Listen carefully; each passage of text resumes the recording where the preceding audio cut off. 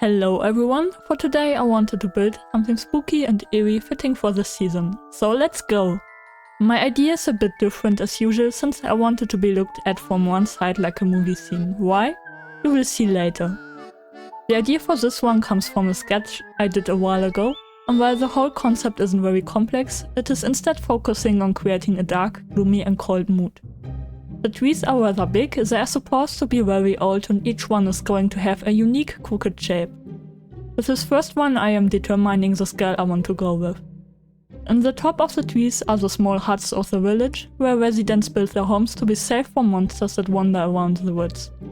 Right now I'm using wool to figure out the hut size, though most of them will be no bigger than 4 or 5 blocks wide. Then I go around and place the outlines of the other trees before I start to build them up. I want them to be evenly spreaded so that there are no big gaps in between. Because the trees play a big role in this creation, I decided to build each tree manually instead of duplicating a few designs throughout the scene. This way I can make sure every tree will look different. Each tree is uniquely crooked and occasionally bent in various directions. Additionally, I add thick woods at the base. Other than the 2 houses I already marked out, I had quite a few other ones, so that on every tree in the front is at least 1, sometimes even up to 3 houses. It's supposed to look like an entire village after all. For the huts I went with simple oak and spruce wood and either mud bricks or cobblestone for the roof. I texture them a bit so that from a distance they don't look too uniform and from near, very old and very weathered. After all, it isn't easy getting building resources up there. Each house is going to have a ladder that can be let down and more importantly be piled back up again so that no monster can follow the villagers up. For the branches I am using spruce fences. As you might have noticed, this is my test tree, so after seeing it looks good I jump back to building houses again. With the first 2 houses done, building the rest goes quickly since they are very similar. All huts get a spruce door. I would have used glass for the windows, but it doesn't connect to the stairs, so I went with oak trapdoors instead. For more detail I add small platforms using extinguished campfires or trapdoors, chimneys, lanterns and some moss on the roof to blend them in with the surrounding forest. And so that the houses don't float weirdly around, I add stilts to support them and make them look like they won't fall off at any moment. Then I start with a quite tedious process of adding the rest of the smaller branches. As seen before, I'm using spruce fences for those, and I make sure they don't connect to each other in unfitting spots.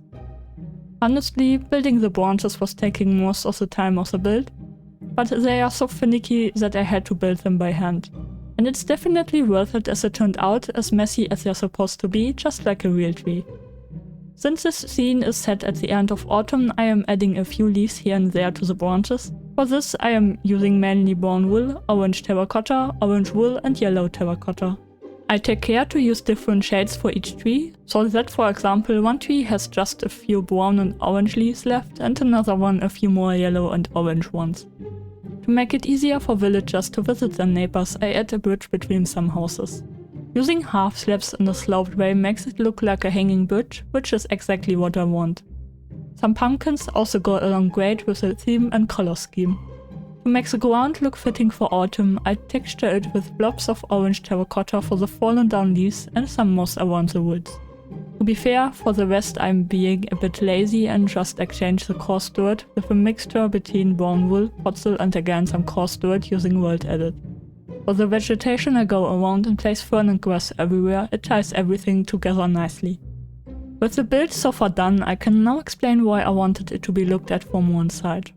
I really wanted to add a fog effect, like you might have been seeing elsewhere before where several layers of glass are stacked with one empty layer between each. In my build I wanted to be foggier in the back so that the forest seems to disappear in the background. So I start building up walls with white glass, and I needed surprisingly many layers. Additionally I replaced the black wool with white one. The farther I get to the front, the smaller are the walls, so that it looks like the fog is gathering at the bottom.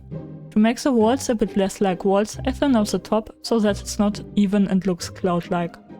Coming to the trees in the background I add them now, and to add even more dimension and depth I build the trees smaller so that they seem to be farther away.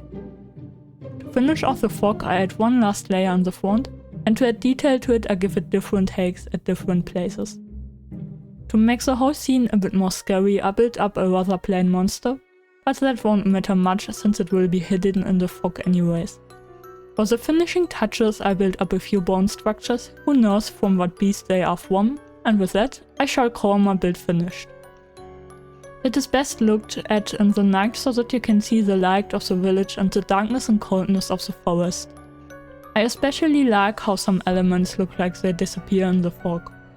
I hope you enjoyed this video and thanks very much for watching. A link to download this build is in the description, so until the next time, goodbye!